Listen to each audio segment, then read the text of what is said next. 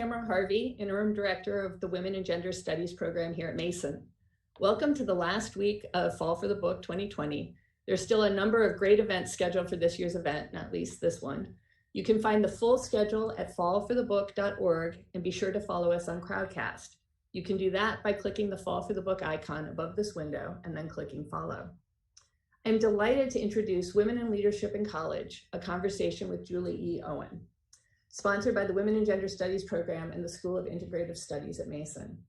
I wish I'd had this book when I was in college, and I'm very glad to have it now. We have a stimulating conversation ahead of us, so let me introduce the panel and get out of the way. And I will remind you again, but I'll say it now as well. Please ask questions in the chat as the program goes on. Dr. Julie E. Owen is an Associate Professor of Leadership Studies in the School of Integrative Studies at George Mason University, where she coordinates the academic leadership major and minor. She is an affiliate faculty member in Women and Gender Studies and the Higher Education program. Her research focuses on the intersections of identity, social justice, community engagement, and leadership. Sherelle Hassel-Goodman is a PhD candidate in the Higher Education program with a concentration in Women and Gender Studies and social justice. Sherelle has taught courses in the School of Integrative Studies on identity, social justice, and social science research, and her current research interests are first-generation college students, Black women in higher education, social justice advocates in higher education, identity and leadership, and critical participatory action research. Dr. Aoi Yamanaka is an assistant professor and associate director of academic services in the School of Integrative Studies at George Mason University, where she teaches courses on social justice and global leadership. She also serves as an academic advisor, and her advising focuses on student affairs, student development, and student engagement. Her current scholarship focuses on social justice issues in higher education, cultural leadership, and civic engagement in a diverse environment. So again, please ask questions in the chat and enjoy our presentation. Hello, everyone. Thank you so much, Dr. Harvey, and also want to thank David Corwin and Women in Gender Studies for sponsoring this event. And to Susie Rigdon and the whole Fall for the Book team, thank you for having us here. What a feat to take a in-person event and turn that into this several, almost months of amazing content. So I'm so grateful for that. I also want to just acknowledge my two co-presenters, Sherelle and Aoi, will introduce themselves later in the presentation, but they have the real wisdom in this group, so I look forward to seeing that. I just wanted to say a little bit more about myself. I am definitely a leadership nerd, as in I've been studying collegiate leadership development for 20 years. I'm inspired by critical questions of how come some people aspire to leadership in ways that are very commanding and authoritarian and sort of directive, and other people are much more relational, collaborative leaders, sort of one of the driving questions that I look at. And so I was teaching courses in women in leadership, and I've been using various textbooks. And then I realized that none of them were sort of addressing some of the issues that my students were coming in with and talking to, which was sort of the impetus for me writing this book. So I want to share some scenarios with our listeners and see if any of these speak to you. I should tell you, these are all stories that students share with me over the years. And I've heard these many times. When I read these to students, they are definitely like, oh yes, I've experienced all of those, or these three really resonate with me. So here's the first one. You're the only woman on a team working on a group project in class. The teacher suggests someone in your group take notes. Your group members all turn to you and hand you a pen. So there's the women in the secretarial role assumption built into that, right? Second one, you make a worthwhile comment in a group meeting and seemingly everyone ignores your contribution. 5 minutes later, a man makes a similar comment and everybody remarks on how clever and fantastic his idea is. So who gets seen and heard in our workspaces? Third, your friends encourage you to run for an officer position in our student government. You decline because you do not want people to think you're bossy. So we'll talk a little about the conflation of leadership and bossiness and gender in a minute. Fourth, you disagree with a colleague at work after you voice your objection, someone asks if you're having your period. Again, I wasn't sure, this has not happened to me, but many students say this happens to them on a regular basis, that whenever they express emotions, it is chalked up to something related to their gender. Finally, your teacher pulls you aside and tells you that the clothes you are wearing, while well within the school's dress code, are distracting to boys in the class. And so how do you navigate that and sort of body shaming and some of those other things that happen to women. So my students were telling me stories like these about the kinds of gendered experiences they were having, even within education. So, and we know it's such a pivotal time for women in leadership right now across the globe. Certainly, Me Too and Time's Up, and the recent election of Kamala Harris as the first woman VP and woman of color, multiracial person in that post, and then just more cognizance about the state of women and women's access to education across the globe. So there were certainly issues that needed to be addressed around gender and women. But I couldn't find a book that sort of incorporated my sort of fundamental assumptions about leadership. So here are some of those assumptions I'm going to share with you and see if you agree or not agree. The first one is leadership can be learned and developed. So some of you, if you're on this call, maybe like I thought leadership was about selection and how we pick people with the most attributes, but really like to think that leadership is a process between and among people that happens. And so thinking about how you can get more sophisticated in how you practice your leadership. I also like to look beyond heroic individuals and actually what's called shero leadership. Many students sign up for my classes because they think they're going to learn about amazing female leaders, and that's tempting. I actually call it seductive to focus on charismatic women who glorify, these stories that glorify strong, competent women who overcome tough circumstances to lead and make a difference. They sound amazing unless you're a person who has struggles with their own confidence or belief in their ability to lead.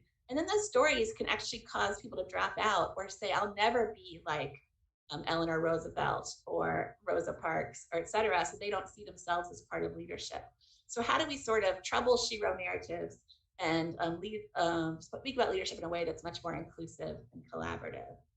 I also want to make sure we understand that gender and leadership are socially constructed and that messages about the socially acceptable ways to enact gender begin before birth and are accelerated in childhood socialization. And there's also messages about leadership that are taught very young. How many of you played Follow the Leader, which teaches all the wrong messages about leadership as far as I'm concerned. And so it really gives us sort of a narrative, a dominant narrative about how people view, interpret, and explain the world around them. So we need to kind of trouble that social construction and ask questions about who defines what the typical narrative is about both gender and leadership. I like to use inclusive definitions of leadership, feminism, and gender. So we use Bell Hooks's 2000 definition of feminism, the struggle to end sexist oppression. So you'll see that this invites people of all gender identities to the table and gender expressions, and talks about how gender is far more complex than just one's manliness or womanliness. That we look at gender fluidity and take intersectionality into account. So those were some of the assumptions behind the work that we were doing. But still was troubling with some questions. So some of the questions this text tries to answer is, how does gender get mapped onto leadership? And how can we support leadership development for women? How does systemic privilege, power, and oppression shape the way people view leadership? And then what is the place for women in leadership in a world where many identify as genderqueer, questioning, and non-binary? I actually thought, is it antithetical or too late to write this book about women in leadership? Because so many of my students are showing up with gender plural identities. And then how does intersectionality affect leadership capacity and motivation? So the biggest question I get asked a lot is, what is women's leadership? And you'll know if you look at the book title, it is Women and Leadership, not Women's Leadership. And that's primarily because we want to trouble the idea that there is a feminine way to lead. So if I asked you the stereotype of a feminine way to lead, you all would have an answer. Sort of the dominant story is that feminine leaders are caring and collaborative, while male leaders are assertive lone wolves. And when people talk about feminine leadership styles, they're actually reinforcing this sort of essentialist and heteronormative way of being. So it's a precarious pedestal. So if you identify as a woman and you aren't caring and collaborative, you lead with your agency, or you're more assertive, you're subject to labels such as bitch or pushy, etc., self-serving. Whereas if a man does that, they get rewarded. You're also troubling if you're a male leader and you do exhibit some of those collaborative kind of caring approaches, and that's a precarious pedestal for you as well. So we like to think that that we talk about women and leadership, not women's ways of leading, to trouble that, and actually talk a lot about how we degender leadership. When you look at the scholarly research about differences between male and female approaches to leadership, there's actually very, very few significant differences in meta-analyses of psychological and sociological research on leadership. Male has a slight preference for aggression, but other than that, men and women, according to social science research, lead in pretty similar kinds of ways. I'm going to take you through just a couple of the more provocative propositions I thought for the book. And so I'm going to ask them to share a slide on cultivating leadership now. I think Julia is going to share that for us. Okay, hopefully you see this slide. I want to talk about that leadership has become more complex. I would say that 99% of leadership development programs in the country today focus only on leadership capacity, which is how do we get people to do better in leadership, right? But they seem to be ignoring several other parts of the equation. And that includes leadership motivation. Are people motivated to lead? How people actually enact leadership? And then most important, leadership efficacy, the belief that you're capable of leadership. So this is where this is so important for women college students, because when this is part of a data from a national study called the Multi-Institutional Study of Leadership, headed by Dr. John P. Dugan of the Aspen Institute. And his research found that women across many iterations of the study that now has more than almost 1 million college students in this quantitative study, self-report higher levels of actual capacity for socially responsible leadership. And yet, than men. So female college students are scoring higher than male identified college students on their capacity for socially responsible leadership. And then we look at the other side of the equation, who has higher efficacy for leadership, the belief that they can do leadership. And I wish I had an interactive portion we could pause and guess. And you all would probably guess that males have much higher, significantly higher efficacy for leadership. So this begs this really important question that the book thinks to trouble, which is how do we align capacity and confidence in the students that we work with? And so for women, that often involves intentionally doing efficacy building activities. Because again, if you have all the capacity, but you don't believe you're capable of it, then you don't actually enact leadership. So we need more and more trainings and coachings and executive leadership as well that looks at that alignment of capacity and confidence. And we also need to be teaching male students more about these kinds of socially responsible leadership. So that is one thing I want to share with you. I'm going to talk a little bit about, there's a whole section in the book about women leadership on college campuses. That's not the only part of the book, but this is the central portion. And it's only, it's not that far in our history that women were actually given access to universities. And early instances of coeducation were often met with resistance. And one of my favorite sort of resources I found was in 1873, a Harvard Medical School professor, Dr. Clark, argued that women actually endangered their reproductive health when they used their limited energies to study, and that women are not physically equipped for coursework, and that coeducation was a sin against men. Other people argue that even just women being on campus would foster sexual immorality and distract men from their studies and devalue the college degree. So as you'll see from the brilliant women students I'm going to have talk in a few minutes, that thank gosh, we've come really far from Dr. Clark's estimation in 1873, right? So we know that women actually attend college at much higher rates than men, yet there's still pipeline issues in STEM, the resulting wage gap, they're still not, they're still underrepresented in almost all sectors, many sectors, and wage gaps persist. And women on college campuses face a whole host of issues. My message for women on colleges is we also need to pay special attention to the mental health and well-being of women identified students.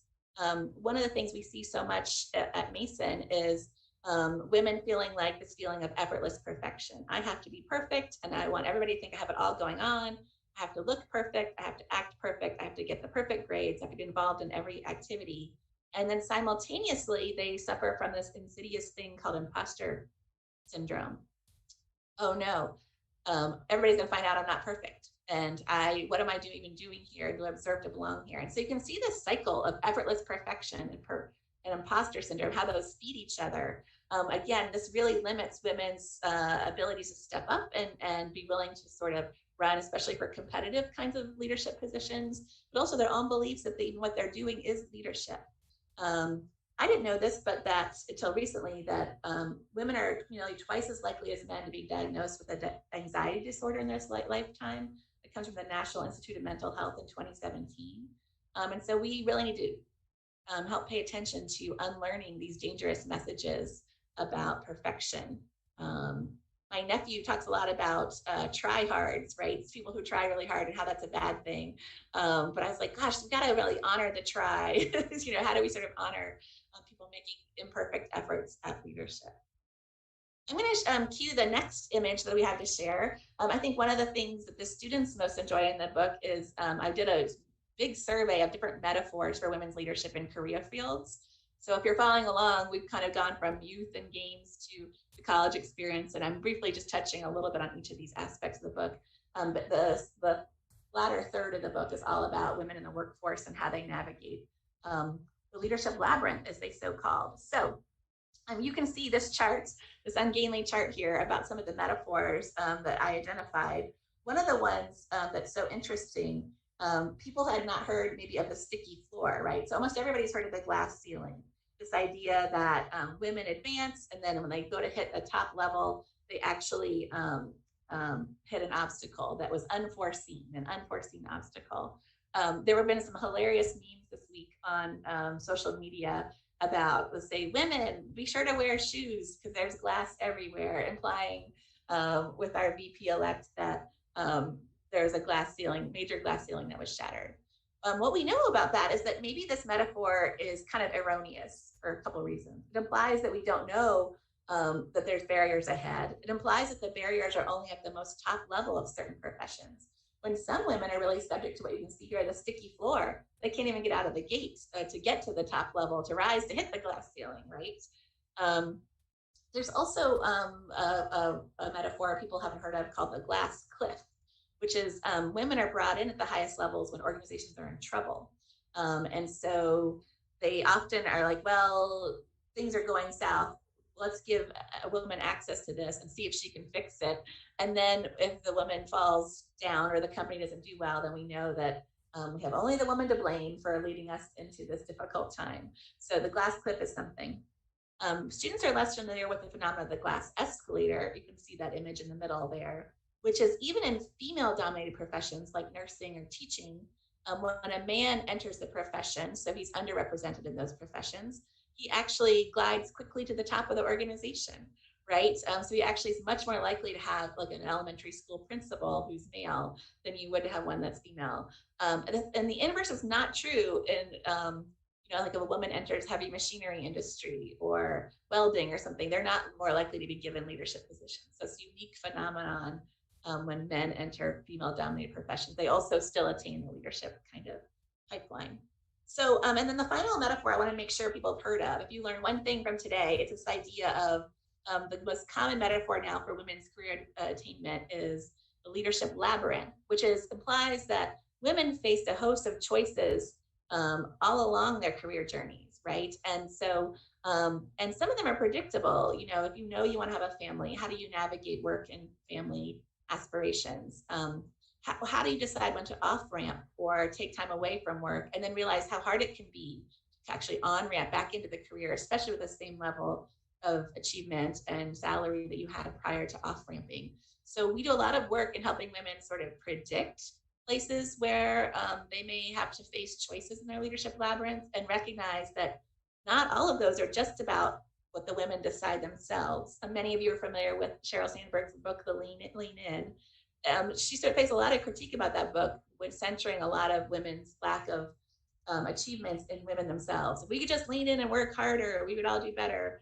When hopefully you all are aware that there's systemic barriers and issues that really challenge the way women have been able to navigate the leadership labyrinth.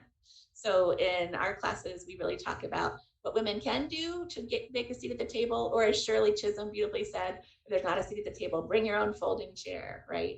But also how we sort of help them predict choices they'll have to make in places where they may face systemic oppression, how they're going to actualize around that and work on that. So I'm going to stop there with sort of an overview. Those are just some of the key points of the book. The final chapter ends with centering the book in critical hope, which is this idea that how do we learn to sustain hope in the face of struggle? Prescott and Brookfield say this is one of the most essential skills of leadership. So how do we teach people to sort of recognize the challenges they face and also still be optimistic about the limitless journey that they're on around leadership, for sure. So we also talk about in the last chapter how to develop allies. What do you do when you face activist burnout, which many of our students do?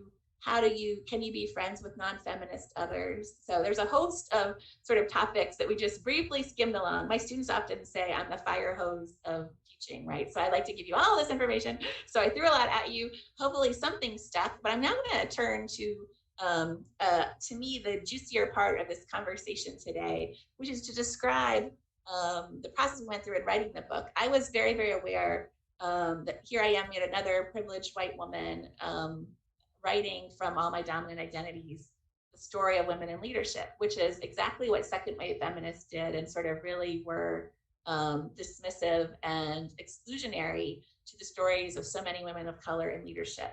And yet I really needed this book, right? I needed this book for my classes. So I invited a group of undergraduate and graduate wise women to provide research support, critical readings, and a variety of narratives throughout the book. So we actually engaged in a process called critical collective autoethnography, which if you're not in academia, you're like, what is that? It's a big mouthful.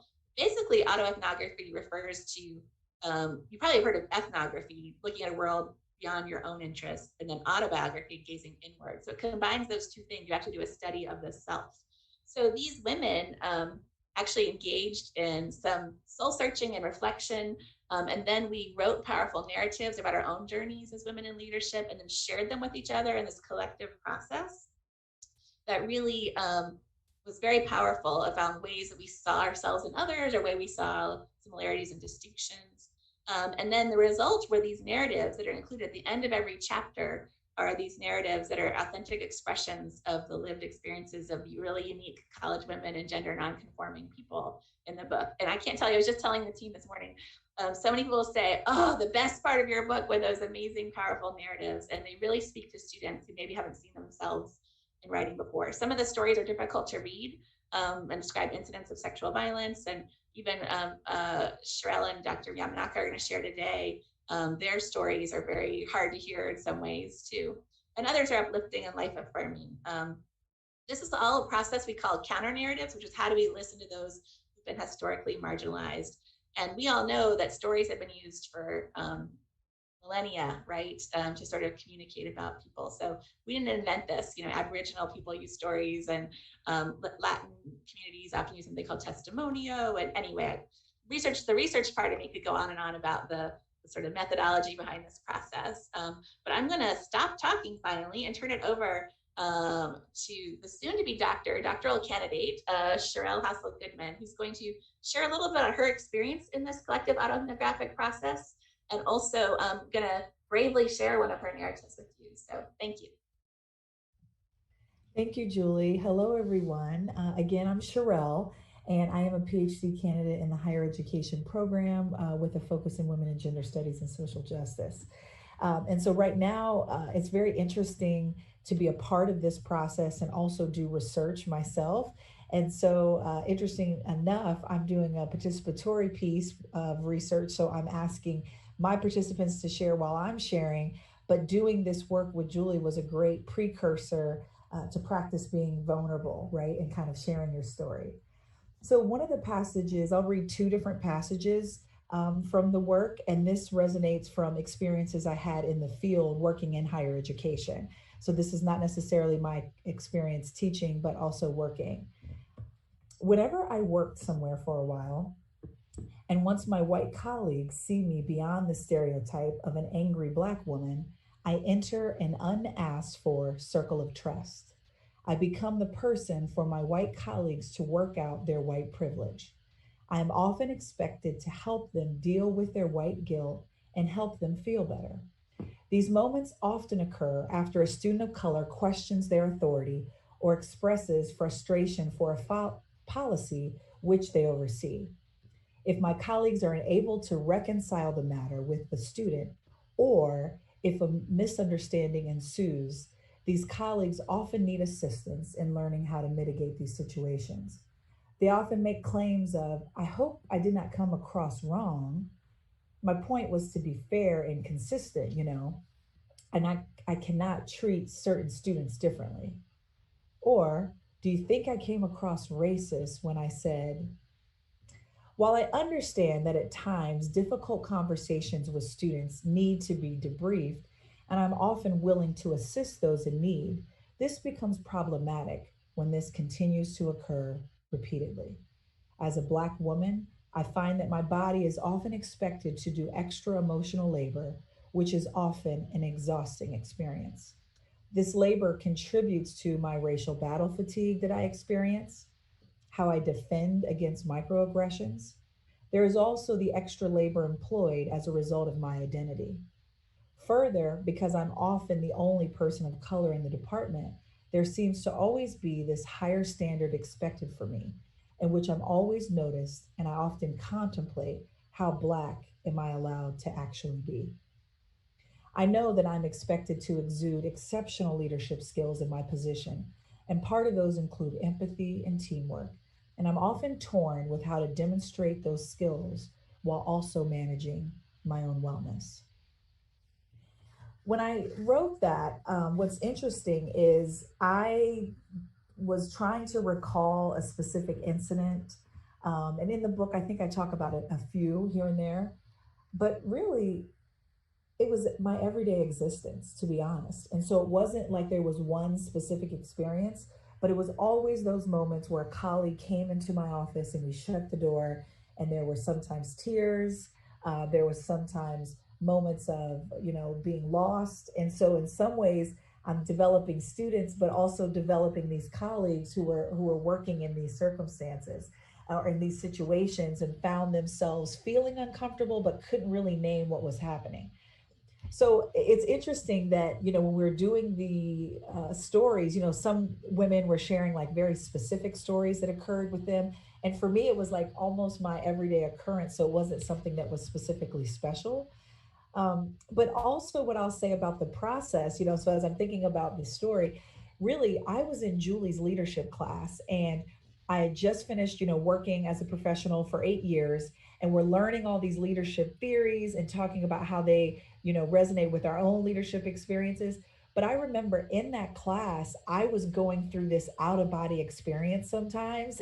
And so some of my classes, I was spending that time to kind of shed or undo what was being expected of me or taught of me. So that classroom was a place of healing. And so when we had the opportunity to do this project, I was excited. And I found that by being in the process with other folks who were like healing, talking about their stories, and we could be vulnerable in a space where people resonated and understood what you were going through was particularly powerful. And so for me, going through this entire experience was one that I've definitely thought more about my leadership, but also what I want to contribute or think about in terms of the expectation that we have on others in terms of leadership. So that's what I'll share. Thank you Allie? so much. Yeah, I think we're going to turn it over to Dr. Yamanaka now.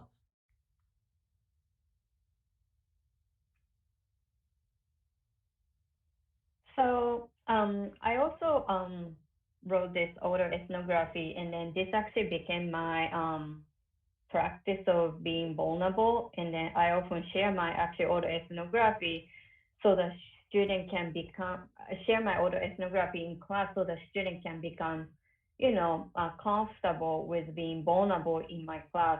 So I'm also like Sharelle going to share some parts of my auto ethnography. So straddling the divide between two different cultures, American and Japanese, has provided me with quite a few opportunities to reflect on my dual identity and life philosophy. Perhaps it might be more accurate to say that I have had the experience of living in accordance with two distinct ideologies because I currently live in the United States and work in academia. I often ask myself the following question. If I were a white male native English speaker, would my experience be different? I'm constantly reminded about my Americanness. One day, I told the white male colleagues about something that had happened to me earlier that day. Today, in my class, one student laughed at my English. That experience had been an uncomfortable one. as I had long entertained negative ideas about how my non-native English accent and imperfect English language proficiency might affect my academic career in the United States. I had hoped that by sharing this unpleasant experience with someone, I would be able to make sense of it in a more constructive way. He responded by telling me that for him, everyone is the same, no matter who they are.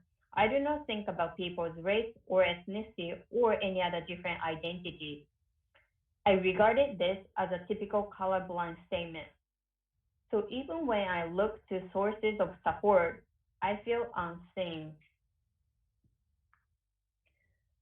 So when I wrote this autoethnography, I was, to be honest, I was not comfortable with expressing myself at the time because growing up in a household or in Japanese cultures or my family, I was told by parents that do not talk about myself ever in public or towards with others.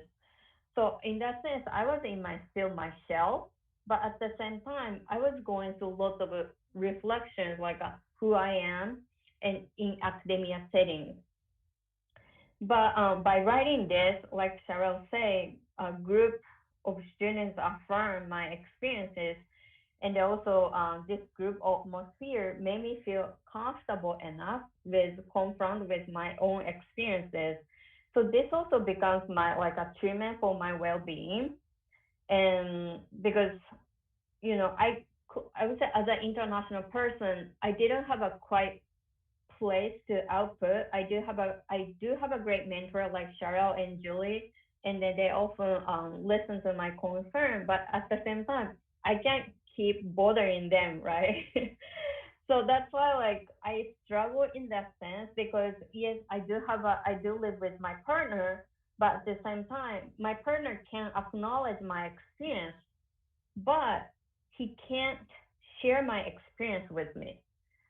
And then my family, they don't know what I'm going through in the United States because they never live in the United States.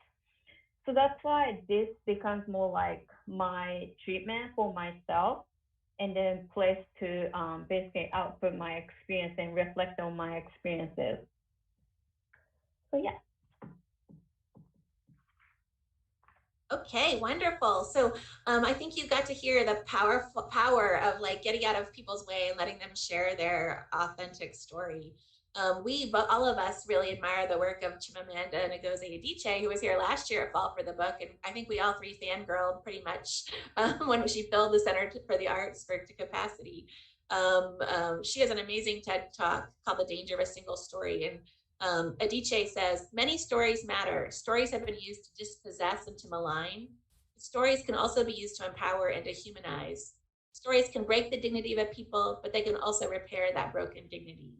And so I think all three of us would say we found this sort of story sharing process a way to build trust and community and for us to all feel seen with each other and sort of really built that efficacy for leadership that we've been talking about in the book. So I think we're going to end up there. I want to say one more thing about the book process. We also engaged a group of critical friends who are young, emerging scholars of color who were able to challenge the text. So there was a lot of, I had to bring a lot of humility to the table, which is not my natural gift, where to hear people say, you're writing in intersectional ways, but you're not centering stories of people of color in your work. And so I also want to just give a shout out to that group of critical friends who, along with the collaborative autoethnographic team, helped shape this into the book that it ended up being. So I just want to thank you for them. And special thank you to Cheryl and Allie for their commitment to this whole process.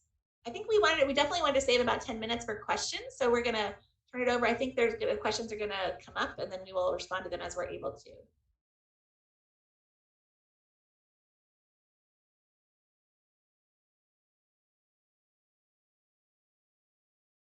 to. So one of the things while we're waiting is, one of the things we have to often deal with around gender and leadership is questions of power and women's sort of experience with power, and even the notions of empowerment. And so one of the things we've had some interesting conversations about is, can you actually give power away to another person? And who is served by that and what would it look like to be empowered? You know, I think we use empowerment, especially with women's leadership, a lot as a buzzword. And so I'm curious if people, other people have started to ask critical questions about empowerment. Sometimes I think it is a way for people with dominant identities to maintain power and give like small bits of access. It makes us feel good about ourselves, but it actually doesn't give away any sort of structural differences when we talk about empowerment. So that's one of the things I like to think about. And then why are women, like I said, the story, the very first case study, that little scenario I shared about women not want to be seen as bossy, that starts as early as fifth or fourth and fifth grade, when young girls suffer something called the aphelia complex, where all of a sudden they try to shrink themselves. You know, they've sort of been going along and being sort of equivalent to boys, young boys in the classroom and other spaces.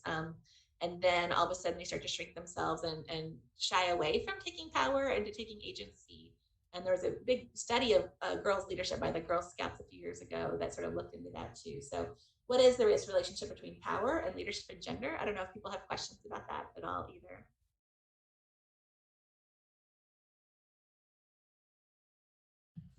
Sherelle and Allie, I don't know if you had other thoughts or things you wanted to share either about the book or about the question of power, empowerment. I think I was just laughing when you were saying that because I was around some family members recently and we were talking about, oh, if you could think about aspects of yourself that you could work on or improve. Um, I first said, oh, yeah, I know I'm bossy and sometimes aggressive. And then I stopped and thought about it and had a conversation with my family member later. And I'm like, no, wait a second. If I didn't identify, right, as a woman, right, I might be appreciated, right, or acknowledged for those traits, but instead it becomes something that I temper or I'm very mindful of so I don't come across that way.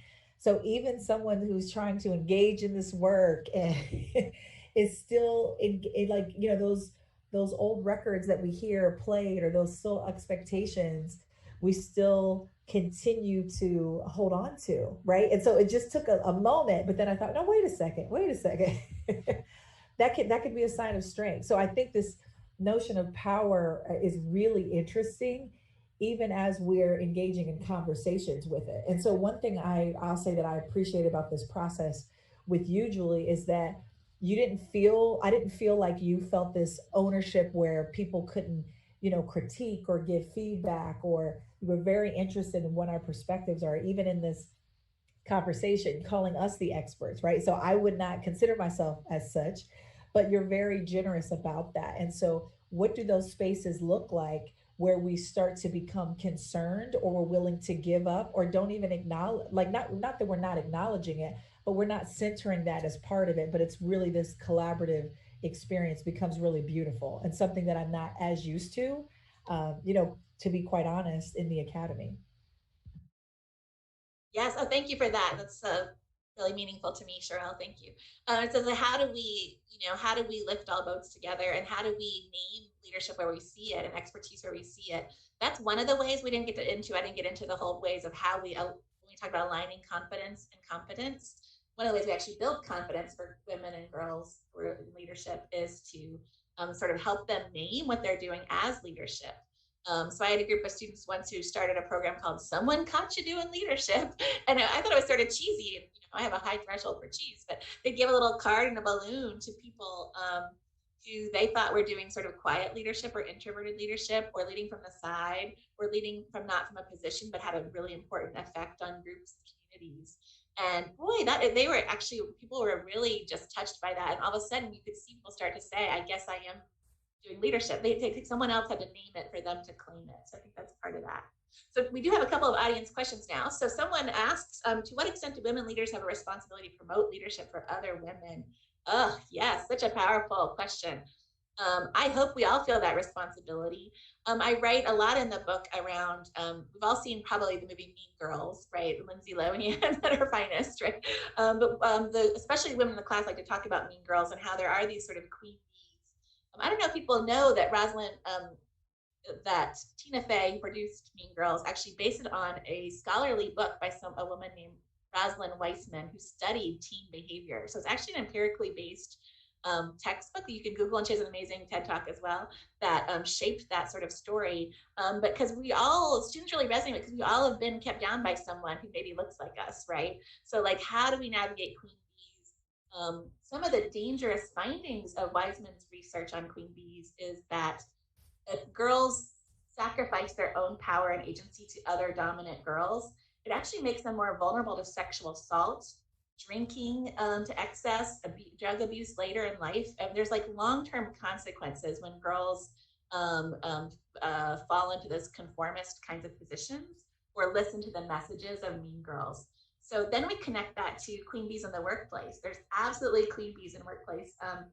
This is especially complicated because usually there are women who have really aspirational stories, who worked hard to break glass ceilings and exhibited a lot of agency to rise to power. And then for them not to sort of acknowledge, that they have now influence to help others is problematic. So one of the things we talk a lot about is don't look for someone only who looks like you. Yes, it's awesome when you find someone who's a mentoring or champion for you who shares your identities.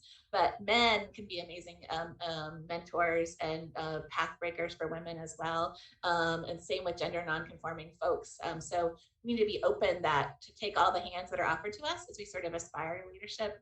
And I hope all folks who rise those equations do not become mean girls or queen bees and who actually turn around and support others. So thank you for that good question. I think we have time for one more. So the question is, would any of us mind sharing an experience when we stood up or advocated for your position, a man brushed you off, and how you responded? Ooh, I don't know, Sherelle or Allie, if you all had thoughts about that.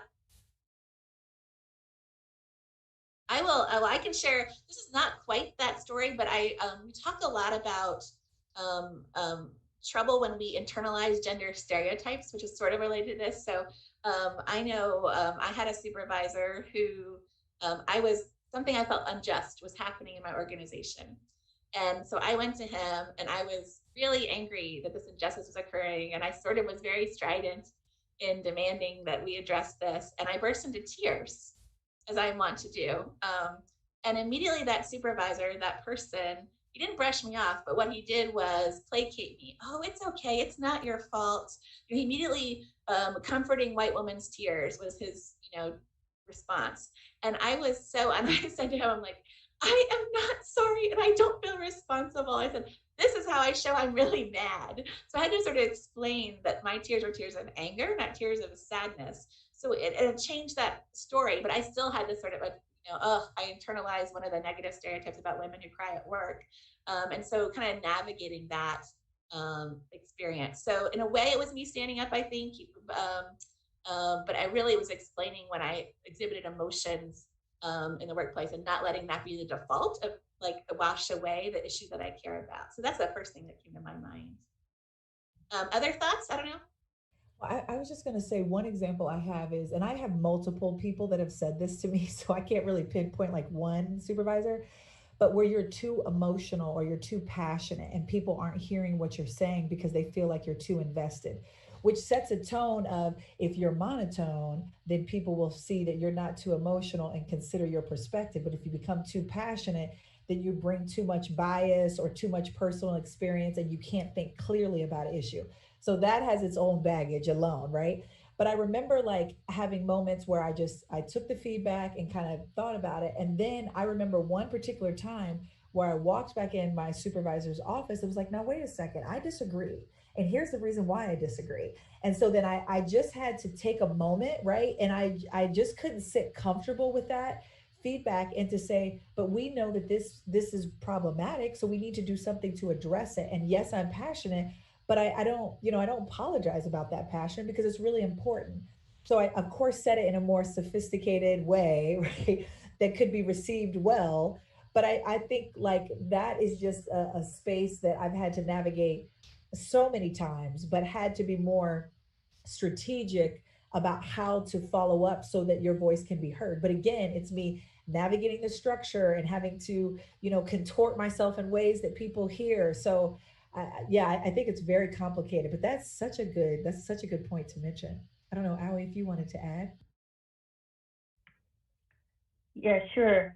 Cheryl, you talk about the monotone, and then I always actually think my monotone speaking as more like a negative part of my speech because whenever I try to actually convince people, not convince, but share my thought with my monotone speaking, I feel like, I don't have like strong speech enough to tell my story or tell my opinion so that I can basically confront with people who have a little bit, problematic thought.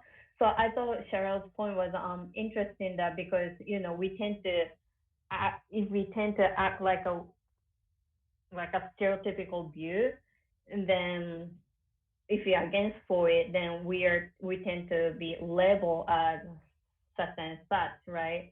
So that's why I thought it was interesting that you mentioned the monotone speaking because I didn't think about until you just mentioned today.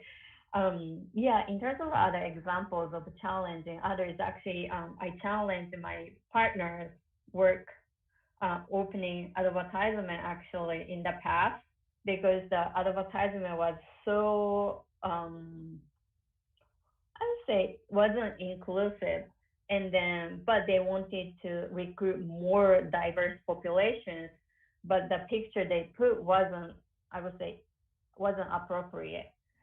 So I basically um, told my partners and my partner's coworker how they can confront with this issue with their supervisors. So I list up why it's so inappropriate and then what their talking point will be. So that's something I did recently, even though that was my outside organization, and then maybe I was, stepping in a little bit too much into a different area. But yeah, but that was my advocacy.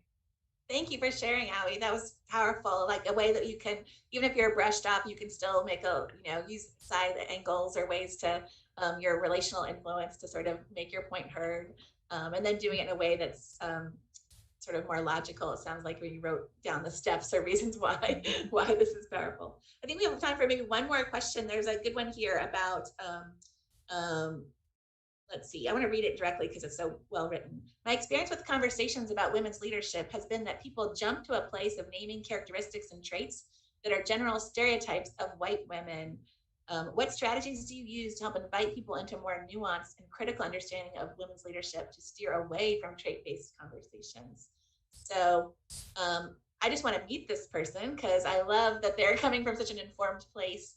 I'll just keep going about definitely in leadership studies at the university level, what we really try to do is, as you said exactly, stop trait-based conversations only lead us to these stereotyping ways. And there are even, again, the history of leadership studies that people used to give sort of tests for leadership and built on certain traits and how you scored on your test of intelligence or initiative or whatever it might be, like allotted you to what kind of level or role you were able to access in the organization. So hopefully we've come really, really far from that. And I work very hard to teach about behavioral strategies. So instead of traits, what are things people can actually do, and then sort of looking at process and complexity in leadership. And so to me, those are more nuanced. And then the critical layer, I think, is just now happening. I think because leadership is so built into this colonizing excellence, white kind of privileged approach, it is only recently that we've really started interrogating even whether leadership itself is such a hegemonic concept that it can't be sort of relanguaged or relearned. So I'm excited. I want to hear more about that person's work. It sounds powerful. So I think we're going to stop there. And I wanted to just make sure and thank everybody for participating. And I know we threw a lot at you. I do think Fall for the Book is going to figure out a way, maybe on the website, to share the slides we had for today. So you maybe can see some more of the visuals, and there's some more links on there. There is a facilitation guide available starting next spring that Allie and Sherelle have a beautiful module in on how to teach some of these topics with different groups. It's, again, designed for college groups, but it could absolutely be used in the community or even workplaces. So look for that from Stylist Publishing. That's my humble brag for the moment. And we also have some podcasts we've been on and some other places to access this work. So thank you so much for a Monday, on a gray Monday here in Virginia, to join us on this conversation. Thank you.